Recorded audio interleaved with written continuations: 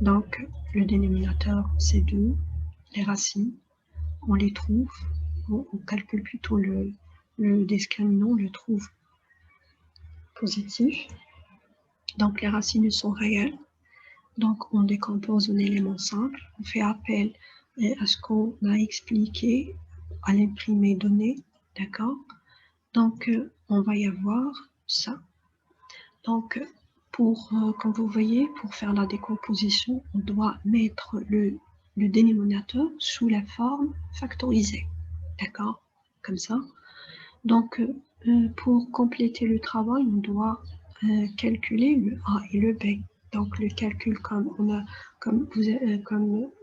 c'est donné, je l'ai imprimé. Donc, on l'obtient à partir de G5.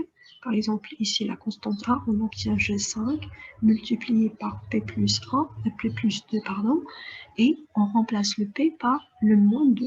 Donc, voilà, G5, P plus 2, et on remplace par le pôle moins 2, la racine plutôt moins 2. D'accord, on obtient, après calcul, moins 1. La même chose pour le B, seulement le G5 sera multiplié par P plus 3 et le P va être remplacé par moins 3. Ok, on obtient le 2. D'accord?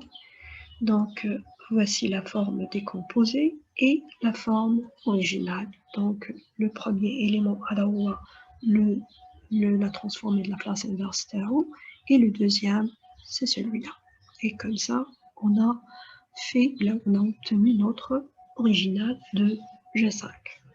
D'accord? Donc, voici les deux cas si le dénominateur est d'ordre égal à 2. On va voir un autre cas ici, le G6. Donc, remarquez le dénominateur, vous trouvez qu'il est d'ordre supérieur à 2. Donc, on cherche les racines, on fait la décomposition en éléments simples selon le type et la multiplicité des racines trouvées. On utilise pour cela l'imprimé de décomposition. Et après, on applique la transformée de la place sur les éléments trouvés. Ok. Donc, on applique cette procédure pour cette fonction. Donc, on cherche les racines, on fait sortir le p carré comme facteur commun, on obtient p carré p plus 3. Donc, nous avons un racine réel de multiplicité 2 et nous avons un racine réel 3. D'accord? Donc, on décompose. Dans cet exemple, on va voir comment décomposer si nous avons une multiplicité de 2. Donc, vous voyez ici, pour la racine qui a une multiplicité de 2, elle s'est décomposée en deux éléments simples. Vous voyez? D'accord? Donc, vous avez le 1 sur p carré plus b sur p. Et le c, il se décompose en un seul élément. Donc, le calcul des constantes ici, vous avez le A, c'est la même procédure. Donc, vous avez le G6 divisé par P carré lorsque P égale à 0. Et on fait l'application numérique, on obtient 1 sur 3. Le B maintenant. Le B, c'est la chose qu'on veut voir comment le faire. C'est on prend cette fonction, on la dérive, puis on met le P égale à 0, tout simplement. Vous allez avoir, après application numérique, 2 sur 9. Le calcul de C, c'est la même procédure qu'on a vu les exemples passés. D'accord?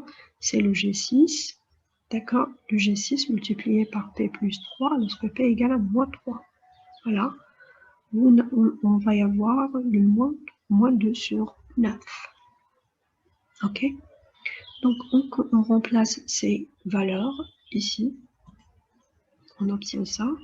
Donc, il nous reste maintenant juste l'application de la transformée de la place inverse en utilisant le tableau directement. On obtient cette fonction originale. Donc, pour cette fonction, on va apprendre comment faire si nous avons des racines qui sont mixtes. Donc, vous voyez, nous avons le dénominateur, il est supérieur à 2. On cherche les racines. Donc, vous voyez ici, nous avons des racines apparentes où AP égale à 0. Donc ici, on doit chercher les racines de cette partie. On calcule le discriminant, on obtient une valeur négative. Ça veut dire que les racines de cette partie, elle est complexe, d'accord, et conjuguée. Donc voici les racines qu'on a obtenues. Donc on fait la décomposition en éléments simples. Donc on va apprendre ici, comment décomposer si nous avons des racines complexes avec des racines simples. Donc la procédure elle se fait comme ça.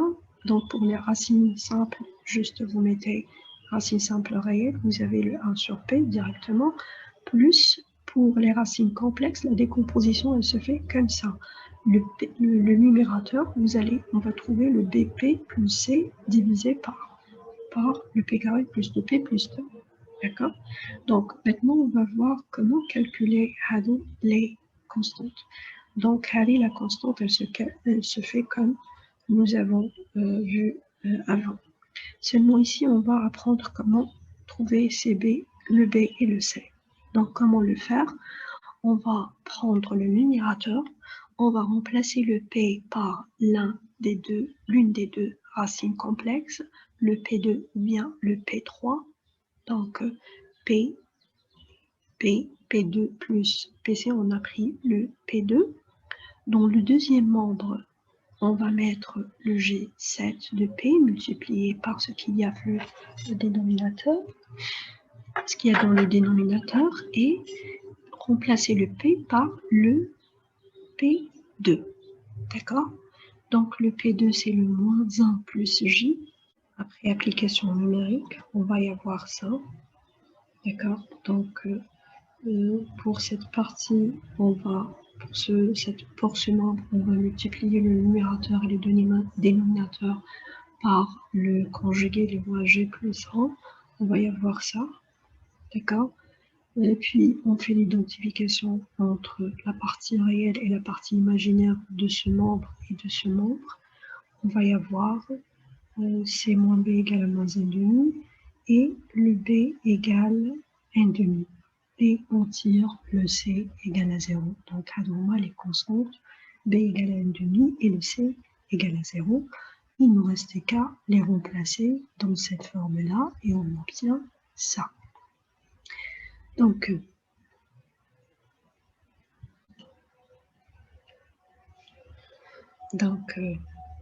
vous voyez cette partie-là, elle ressemble à la fonction G4.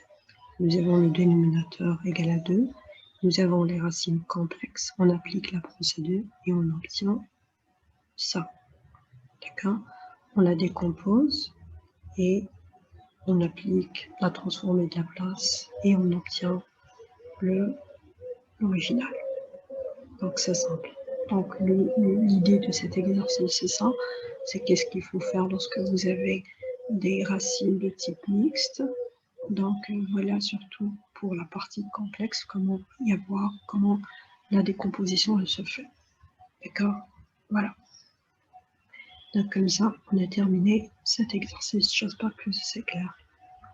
Donc si vous avez des questions, vous avez mon email.